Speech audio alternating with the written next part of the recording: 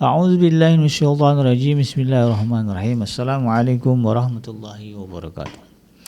Alhamdulillahirabbil alamin wa bihi nasta'in ala umuri dunya waddin wassalatu wassalamu ala nabiyyina Muhammadin wa ala alihi wa ashabihi wa man tabi'ahum bi ihsanin ila yaumiddin. Wa qala Allah ta'ala fi kitabihil karim ya ayyuhallazina amanu taqullaha haqqa tuqatih wa la tamutunna illa wa antum muslimun. Ya al-haq adkhilna mudkhala sidqin wa akhrijna mukhraja sidqin wa ja'alna min ladunka sultanan nasira. Ja al-haq wa zahaqal batil innal batila kana zahuqa. Il ghafur rabbana innana amanna faghfir lana dzunubana wa qina adzabannar. Amma ba'd. Alhamdulillah, segala puji adalah milik Allah, Tuhan semesta alam yang telah menciptakan kita. Dan karena rahmat dari Allah Subhanahu wa taala, kembali kita berjumpa di channel iDream TV dalam program Hikmah, himpunan kisah dan motivasi hidup, di mana insyaallah kita akan belajar ya dari berbagai hal yang terjadi dalam kehidupan kita dan kehidupan orang-orang sebelum kita. Yang dengan itu kemudian kita berusaha ya mengambil ibrah, mengambil hikmah untuk kemudian kita perbaiki segala sesuatu yang kita anggap salah ya, kita sempurnakan segala sesuatu yang kita anggap kurang, sehingga kemudian kualitas keimanan kita kepada Allah Subhanahu wa taala akan semakin baik ya dari hari ke hari. Tidak lupa kita baca salawat dan salam, Allahumma sholli ala sayyidina Muhammad wa ala ali sayyidina Muhammad. Assalamualaikum ayuhan nabi wa rahmatullahi wabarakatuh. Semoga Allah terima salawat dan salam yang kita baca dan dipacurahkan kepada para nabi dan para rasul, wabil khusus Rasulullah Muhammad SAW. Dan semoga kita termasuk ke dalam kelompok orang yang akan berbahagia ketika berjumpa dengan Allah nanti di yaumul mahsyar, dijauhkan dari siksa api neraka, dimasukkan ke dalam surga, dan dipertemukan dengan Rasulullah Muhammad SAW. Insyaallah, amin ya rabbal alamin. Sahabat iDream yang dirahmati Allah dimanapun Anda berada, di dalam kesempatan kali ini di program Hikmah saya ingin mengangkat tema tentang pahitnya konsekuensi kekufuran atau kekafiran kepada Allah Subhanahu wa taala. Sebagaimana yang kita ketahui ya, bahwa Allah Subhanahu wa taala telah menciptakan kita dengan tujuan agar kita menyembah ya, menjadi abid, menjadi hamba kepada Allah Subhanahu wa taala. Hamba ya atau abid ya, dari segi makna bahasa ya, tentu menggambarkan ketaatan, kepatuhan 100% ya. Jadi yang namanya hamba sahaya ya, ketika berhadapan dengan majikannya tidak ada bantahan ya, harus menerima, mematuhi 100% segala apapun yang diperintahkan, apakah itu larangan ya, ataukah itu adalah sebuah perbuatan yang harus dikerjakan. Itu abid. Karena ya, ketika ketaatan itu tidak diberikan 100%, ya, ketika muncul bantahan-bantahan maka akan ada konsekuensi ya. Kalau dalam sejarah ya, macam-macam lah ya, bagaimana hamba sahaya, budak ya, yang tidak taat kepada majikannya atau membangkang majikannya ya.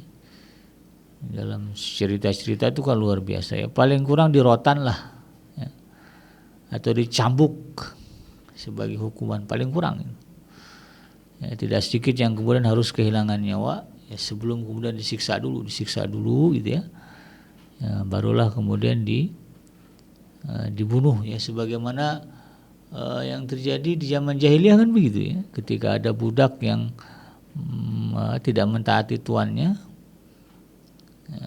berusaha berbeda ya dari perintah tuannya, itu kan konsekuensinya mengerikan ya. Contoh ya pada Sayyidina Bilal bin Rabah ya, ketika majikannya memerintahkan kepada dia supaya tidak berislam, jangan melarangnya mengikuti Nabi Muhammad, tapi Bilal membantahnya, membangkangnya, maka apa yang terjadi pada Sayyidina Bilal? Disiksa dulu gitu. Disiksa, dibiarkan tanpa busana ya, hanya menutupi aurat utamanya ya, selebihnya itu nggak ada kain yang menutup, kemudian dijemur ya, dijemur di atas pasir, direbahkan, ditidurkan di atas pasir, diikat di punggungnya itu menempel ke pasir ya. celentang di atas pasir. Pasir Arab itu panas ya kalau lagi siang-siang. Kemudian di atas tubuh beliau diletakkan batu. Batu sana, di batu kalau udah kena matahari di sana panas itu ya. Ditaruh di badan, bayangkan. Bukan sekuensi yang diterima oleh budak-budak ya, hamba-hamba yang kemudian tidak mematuhi keinginan dari majikannya. Maka dalam hal ini sahabat hadirin yang dirahmati Allah, terminologi yang sama juga akan terjadi ketika kita menghadapkan kekafiran, keingkaran, pembangkangan kepada Allah Subhanahu wa taala sebagai Tuhan kita, sebagai Tuhan kita. Tuhan kita yang paling tinggi, majikan kita yang paling tinggi kan Allah. Ya. Jadi bos kita, majikan kita itu nggak ada apa-apanya kalau udah berhadapan dengan Allah. Ya, maka kita sebut sebagai Tuhan. Nah, itu kan. Tapi kan persoalan banyak orang yang kemudian mempersekutukan Tuhan ya dengan majikan dia, ya dengan bos dia, ya dengan pimpinan dia. Ya, gimana mempersekutukannya? Ya kalah perintah Allah dengan perintah majikan, perintah bos. Kalau bosnya nyuruh, ya tolong ambil ini, atau segera ambil ini, siap bos, siap. Tapi kalau Allah memerintahkan, ya, nggak muncul tuh siap-siapnya, ya. Yang Allah mau kan, yang Allah mau itu dari hamba itu kan sami'na wa ta'na. Kami dengar, kami taat. Tapi berapa banyak yang kemudian manusia ketika berhadapan dengan perintah dan larangan dari Allah Subhanahu wa taala yang muncul adalah sami'na wa asaina. Wa asaina ya. Kami dengar lalu kemudian kami mengingkarinya, membangkangnya, membantahnya. Maka kalau belajar tadi dari contoh nyata ya kehidupan para budak, maka ya konsekuensi yang sama juga akan diterima oleh manusia-manusia yang kemudian menghadapkan kekafiran, keingkaran kepada atau pembangkangan kepada Tuhan semesta alam, yaitu Allah Subhanahu wa taala. Jadi hidup sebagai orang kafir, ya, hidup sebagai orang yang kufur, itu akan mendatangkan konsekuensi yang sangat pahit melebihi konsekuensi yang diterima oleh para budak ya, para sahaya ya, ketika dia membangkang majikannya. Karena Allah yang punya neraka, dan siksa neraka itu sebagaimana digambarkan di dalam Al-Quran, pedihnya luar biasa, sakitnya luar biasa. Sesakit-sakitnya kita disiksa di dunia oleh orang, oleh manusia, maka akan ada ending, yaitu kematian. Tapi di akhirat nanti sebagaimana disebutkan di dalam surah Al-A'la ya, la yamutu fiha wa la yahya. Orang yang di dalam neraka itu ya disebut mati tidak, ya disebut hidup tidak. Ya, mati tidak ada kematian di sana. Ya. Dibilang hidup ya teriak-teriak ya, nggak jelas, badan angus apa semuanya. Jauh dari kategori kriteria orang hidup gitu kan. Nah, tapi tidak mati. Nah, itu pedihnya itu luar biasanya di situ. Maka kemudian harusnya ini ya menjadi renungan bagi kita ketika kita akan menghadapkan ya keingkaran kepada Allah Subhanahu wa taala, membangkang perintah atau membangkang larangan yang datang dari Allah Subhanahu wa taala. Ya. Nah, ada konsekuensi, beberapa konsekuensi akan diterima oleh orang kafir, ya, oleh orang-orang yang mengingkari, orang-orang yang membangkang ya, perintah dan larangan dari Allah Subhanahu wa taala. Sebagaimana disebutkan di dalam Al-Quran. Ya, karena kita ini diciptakan oleh Allah Subhanahu wa taala, Dia yang menguasai kita. Ketika kita menghadapkan pembangkangan, kekafiran kepada Allah Subhanahu wa taala, maka akan ada konsekuensi yang kita terima. Akan ada resiko yang diterima ya, oleh setiap manusia yang kafir, yang kufur ya, yang membangkang Allah Subhanahu wa taala. Yang pertama adalah bahwa orang-orang yang mengingkari atau kufur atau membangkang ya, perintah dan larangan dari Allah Subhanahu wa taala, kalau berbicara perbuatan, berbicara harta benda yang dia keluarkan dalam bentuk kebaikan misalnya, maka Allah sebut ya adalah sia-sia ya, tidak mendapatkan pahala. Jadi ya itu konsekuensi pahit kan. Ketika statusnya adalah orang kafir, dan ini menjadi akidah ya sahabat Edrim. Jadi konsekuensi-konsekuensi yang akan saya paparkan di sini ini bagian dari akidah, ya, etika kita sebagai seorang muslim, keyakinan gitu ya. Ketika kita meyakini ini, ya kita paham konsekuensi-konsekuensi ini, maka insya Allah keimanan kita kepada Allah Subhanahu Wa Taala akan semakin kuat, semakin baik. Ya, dan jangan diingkari begitu kan. Karena ada orang yang kemudian katanya muslim tapi mengingkari keyakinan ini. Ya, sehingga kemudian muncullah statement ya semua orang akan masuk ke dalam surga. Ya, orang kafir akan masuk ke dalam surga juga, ada begitu. Padahal Allah sudah mengatakan di dalam Al-Qur'an la yastawi ashabun nari wa ashabul jannah. Tidak sama ya penduduk surga dengan penduduk neraka. Ya ada orang menyamain aja gitu kan. Masa orang yang rajin ibadah dengan orang yang tidak mau ibadah kemudian sama-sama di surga? Ya logikanya di mana ya? Tidak mungkin. Tapi ada orang berpikir seperti itu. Ya, Tuhan kan Maha Pengasih, Maha Penyayang. Untuk apa dia menyiksa manusia itu kan? Nah, nanti kita akan lihat lah. Nah, ini menjadi akidah bagi kita, menjadi keyakinan bagi kita bahwa kekafiran, kekufuran, pembangkangan yang kita hadapkan kepada Allah akan berujung atau akan mendatangkan konsekuensi yang sangat pahit. Yang pertama apa?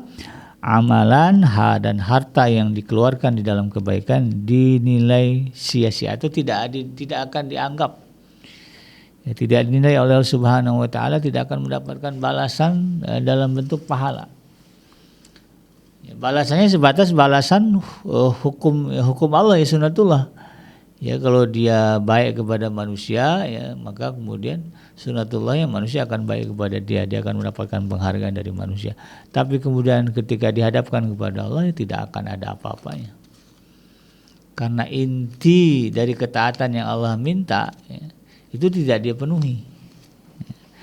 Nah, hal ini sebagaimana ditegaskan oleh Allah Subhanahu Wa Taala dalam surah Al-Imran misalnya. Ini ada banyak ya sahabat Adrim, ayat-ayat yang menyatakan bahwa amalan ya kebaikan-kebaikan dilakukan oleh orang-orang yang kufur, yang kafir kepada Allah Subhanahu Wa Taala itu tidak akan dianggap oleh Allah Subhanahu Wa Taala, tidak akan diterima sebagai sebuah kebaikan, ya, tidak akan dibalas dengan surganya Allah Subhanahu Wa Taala. Atau bahasa mudahnya sia-sia gitu kan. Dalam surah Ali Imran ayat yang ke-117 Allah Subhanahu Wa Taala menyebutkan, A'udzubillahi minasyaitonir rajim, mathalu ma yunfikuna fi hadhil hayati dunya kamathalir rih fiha sirrun asabat harsa qaumin zalamu anfusahum fahlakathu ya. Wa ma zalamuhumullahu walakin anfusahum yazlimun. Ya, perumpamaan harta yang mereka infakkan di dalam kehidupan dunia ini adalah ibarat angin yang mengandung hawa yang sangat dingin yang menimpa tanaman milik satu kaum yang menzalimi diri mereka sendiri, lalu angin itu merusaknya. Ya, Allah tidak menzalimi mereka, tetapi merekalah yang menzalimi diri mereka sendiri. Ya, jadi tamsil ya amalan-amalan, perbuatan-perbuatan ya, kebaikan-kebaikan dilakukan oleh orang kafir ya ibaratnya seperti ini ya. Ya mereka menanam sesuatu tetapi kemudian tanaman itu dirusak. Ya, dirusak ya. Ini kan menzalimi diri gitu ya. Ya ditaburin racun lah apalah. Dia nanam tapi gitu kan. Ya, menanamnya tidak sepenuh tidak sepenuh hati gitu ya. Tapi kemudian dicampuri dengan kejahatan, kezaliman. Lalu kemudian ketika selesai menanam itu, maka kemudian datanglah angin yang sangat dingin dan angin itu kemudian merusak tanaman itu. Sudahlah tadi ya nanamnya enggak serius ya. Karena syarat kurang gitu kan. Kemudian datang lagi angin. Ya, menggambarkan betapa kemudian apa yang ditanam itu tidak akan mendatangkan apapun. Tidak akan mendatangkan apapun kecuali kelelahan saja. Jadi ini gambarannya seperti itu. Ya, bahkan kalau dalam surah Ibrahim ya, Ayat yang ke-18 itu seperti debu di atas batu. Debu, ya, perbuatan mereka itu seperti debu di atas batu, lalu kemudian ditiup oleh angin yang ditiup oleh angin pada hari angin bertiup dengan kencang. Lagi ada badai, ya. Debu, ya, ini songgok debu di atas batu. Batu kan licin, ya. Di atas batu kemudian datang angin badai. Nggak mungkin kemudian ada debu yang tersisa, licin selicin-licinnya. Dalam surah Ibrahim ayat 18 seperti itu. Ya, bisa juga kita lihat misalnya dalam surah Al-Maidah, ya, ayat yang ke-36 ke-37 sama perumpamanya. Al-Anfal ayat 36 ayat 37 juga sama. Dalam surah Al-Kahfi ayat 103 ayat 106 juga sama. Wahum di dalam surah Al-Kahfi itu ditegaskan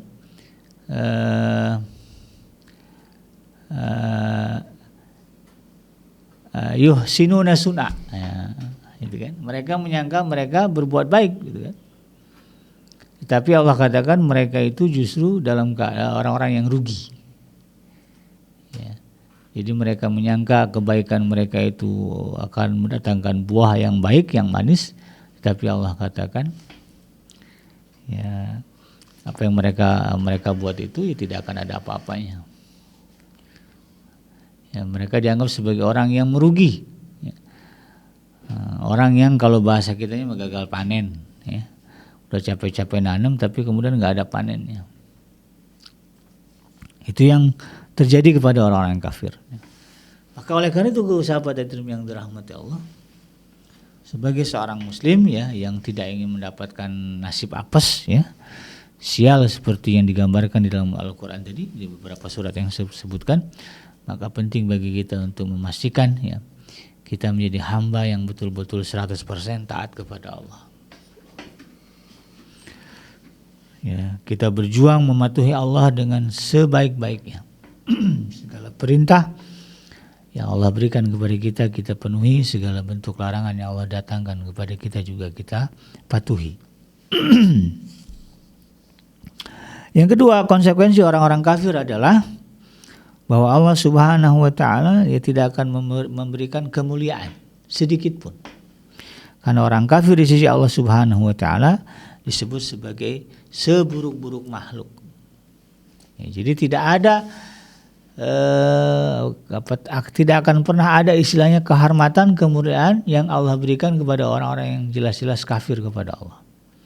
Jelas-jelas membangkang Allah Subhanahu wa ta'ala. Ya, di dalam surah Al-A'raf ayat yang ke-179, ya, disebutkan mereka adalah ulaika kal an'am.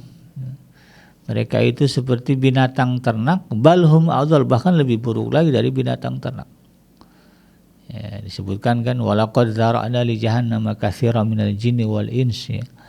Sungguh telah kami jadikan, ya, bagi neraka jahanam itu, ya, kebanyakan dari golongan jin dan manusia. Lahum qulubun, ya, bagi mereka hati, la yafqahuna biha, tapi enggak dipakai untuk memahami, ya, perintah dan larangan dari Allah Subhanahu wa ta'ala.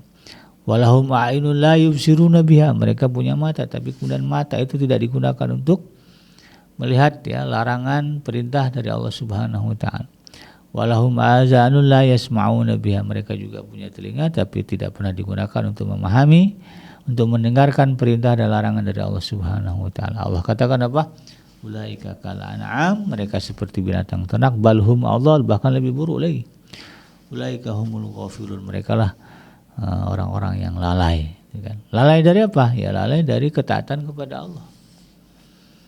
Ya, derajatnya kata Allah lebih buruk, lebih sesat, lebih jelek daripada binatang ternak. Lebih mulia ayam, kambing, gitu, sapi, unta daripada orang-orang yang kafir kepada Allah. Bahasa simpelnya begitulah, ya. Bahkan misalnya dalam surah Al-Bayyinah, ya, surah yang ke-98 ayat yang ke-6, Allah tegaskan, innal ladzina kafaru min ahlil kitabi wal musyrikina fi nari jahannam khalidina fiha ulaika hum syarrul bariyah. Sesungguhnya orang-orang yang kafir dari golongan ahli kitab dan orang-orang musyrik, ya, mereka akan masuk ke dalam neraka jahanam, mereka kekal di dalamnya. Allah sebutkan ulaika hum syarrul bariyah. Mereka itulah orang-orang yang mereka adalah seburuk-buruk ciptaan, seburuk-buruk makhluk. Jadi tidak ada yang lebih buruk ya di sisi Allah Subhanahu wa taala kecuali manusia yang kafir membangkang Allah Subhanahu wa taala. Nah, tentu ini kan pahit banget ya. Ya, secantik apapun ya dihias-hias ya muka kita, wajah kita ya, agar mulia gitu kan, maka tidak akan bisa mendapatkan kemuliaan dari Allah Subhanahu wa taala, karena esensi kemuliaan itu ada pada iman ya, ada pada ketaatan kepada Allah Subhanahu wa taala. Ketika ketaatan itu hilang dari diri kita, maka dengan itu juga kemudian kemuliaan itu akan hilang dari diri kita. Jadi orang itu makin taat kepada Allah, maka makin mulia ya, jiwanya, dirinya.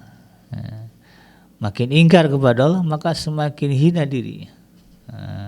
Teorinya begitu ya sahabat Aidrim. Lalu kemudian yang ketiga ya, konsekuensi pahit yang akan diterima oleh orang yang kafir kepada Allah Subhanahu wa taala adalah bahwa Allah tidak akan mengampuni dosa-dosa orang yang kafir ya. Yang jelas-jelas ya mati di dalam kekufuran. Kalau kekufuran, keingkaran, pembangkangan itu bertahan sampai datangnya ajal, maka kata Allah Subhanahu wa taala itu adalah satu penyesalan yang luar biasa ya. Sebagaimana misalnya yang Allah sebutkan di dalam surah Al-Baqarah ya, ayat yang ke-161 hingga ayat yang ke-162.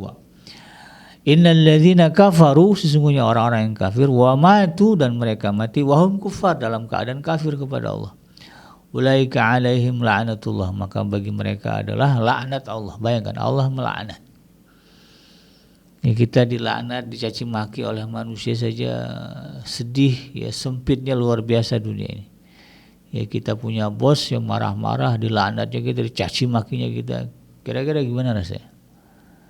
Ya, dia menggaji kita, ya, dia yang memberi fasilitas kepada kita, tahu-tahu dia marah, dia laknat kita, caci maki kita habis-habisan. Bingung kita itu. Ya, bingung dengan nasib. Apalagi kemudian yang melaknat kita adalah Allah Subhanahu wa taala.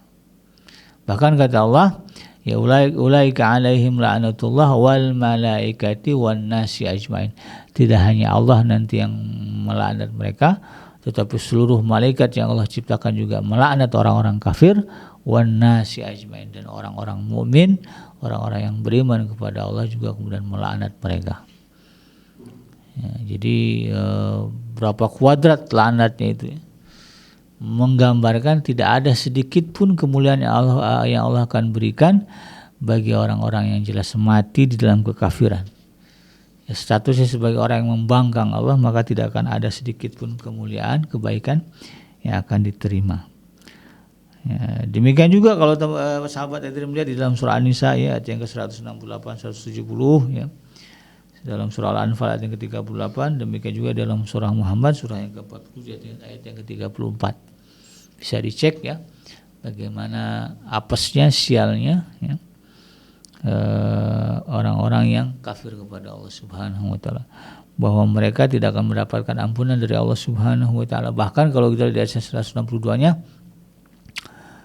khalidina fiha, mereka kekal dalam laknat Allah itu, la yuhaffafu anhumul azab, tidak akan diringankan bagi mereka siksa Allah, walahum yungzurun, bahkan mereka juga tidak akan diberikan penangguhan ya, begitu mati aja langsung ya, digeret ke dalam azab ya, disiksa oleh Allah Subhanahu wa taala.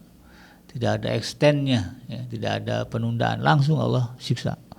Menggambarkan betapa bencinya Allah Subhanahu wa taala kepada manusia yang dikasih kesempatan untuk hidup tetapi kemudian memilih mengingkari Allah Subhanahu wa taala, mengingkari Tuhan semesta alam yang telah menciptakan segala sesuatu ya, bahkan diri dia sendiri kan begitu. Ya, gimana enggak benci Allah itu ya? Itu konsekuensi yang ketiga. Dan konsekuensi yang keempat yang akan diterima ya dan menjadi sesuatu yang sangat pahit bagi orang-orang kafir kepada Allah adalah bahwa bencana dan malapetaka dan mara bahaya atau siksa dunia ya, dan juga akhirat akan ditimpakan kepada orang-orang kafir karena perbuatannya. Jadi kekafiran, pembangkangan ya, ketidakpatuhan kita kepada Allah Subhanahu wa taala akan berujung kepada bencana, malapetaka ya, siksa di dunia dan juga di akhirat. Sebagaimana misalnya yang Allah sebutkan di dalam surah Ali Imran ya, surah Ali Imran ayat yang ke-106. Ini menggambarkan bagaimana bencana malapetaka ya dan siksa ya, yang diterima oleh orang kafir.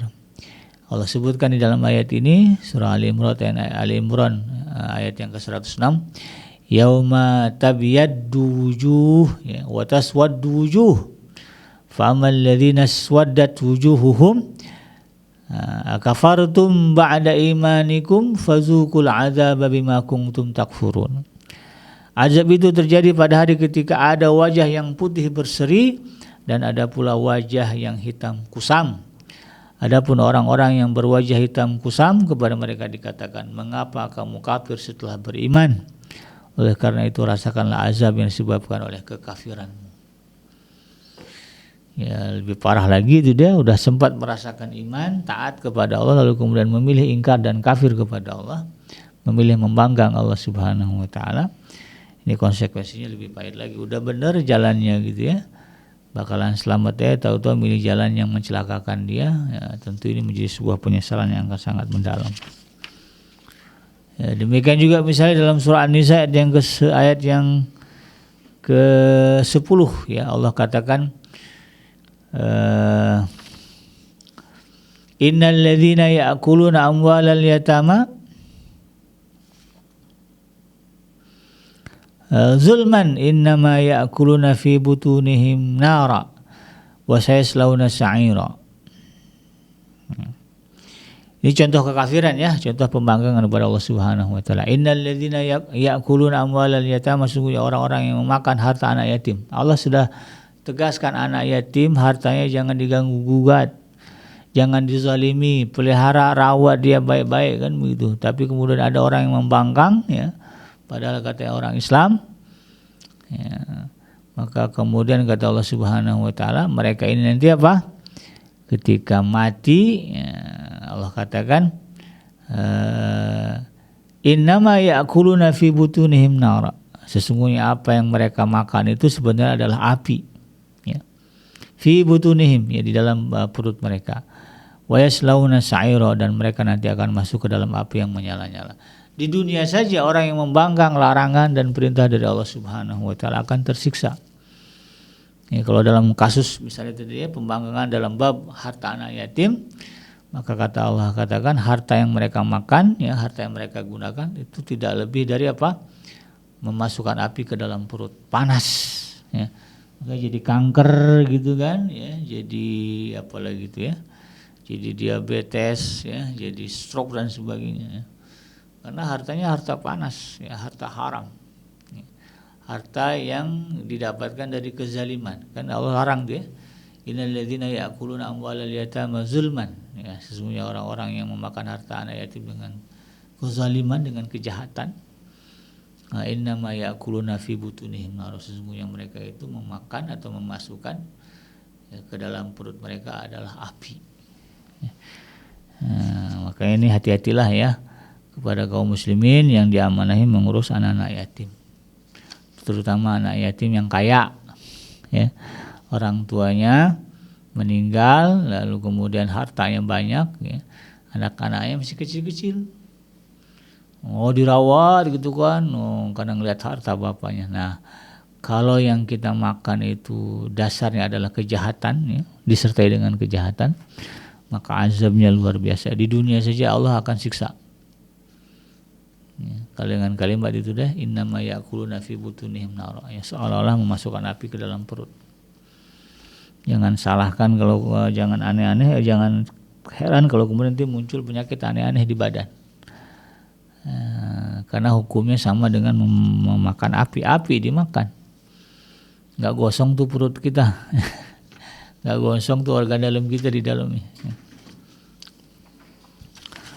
Ya, demikian juga sebagaimana misalnya Allah jelaskan di ayat yang ke-56 ya, surah An-Nisa ya, surah Al-Maidah ayat yang ke-10 juga sama, surah Hud ayat ke-18 hingga ayat 22 juga sama, atau dalam surah Ra'du ya, ayat yang ke-31 juga sama, menggambarkan bagaimana Allah Subhanahu wa taala ya, betul-betul akan menimpakan azab malapetaka ya di dunia dan di akhirat bagi orang-orang yang jelas-jelas menghadapkan kekufuran, pembangkangan kepada Allah.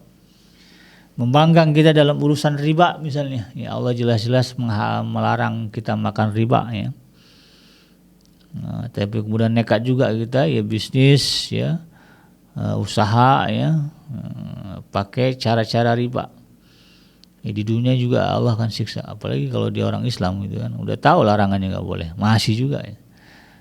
Pedih itu ya siksanya. Allah larang kita berzina juga misalnya nekat gitu kan, maka siap-siapalah kemudian ditimpa ya oleh bencana malapetaka ya, azab di dunia dan di akhirat. Di dunia saja orang-orang yang biasa berzina ya, atau yang nekat berzina udah banyak tuh masalahnya. Masalah kemiskinan, masalah ketentraman ya, masalah ya yang menguras emosi lah ya. Belum lagi bicara hujatan masyarakat dan sebagainya. Makanya kemudian betul-betul lah ya kita berjuang agar bisa taat ya terhadap segala perintah dan larangan yang Allah Subhanahu wa taala berikan. Demikian sahabat iDream, mudah-mudahan bermanfaat. Yang benar datang dari Allah, yang salah semata-mata lahir dari kealfaan dan kehilapan saya pribadi. Saya bikin pamit undur. Hasbiyallahu la ilaha illa huwa alaihi tawakkaltu wa huwa rabbul arsyil azim. Subhanaka Allahumma rabbana wa bihamdika asyhadu an la ilaha illa anta astaghfiruka wa atubu ilaik. Walhamdulillahirabbil alamin. Wassalamualaikum warahmatullahi wabarakatuh.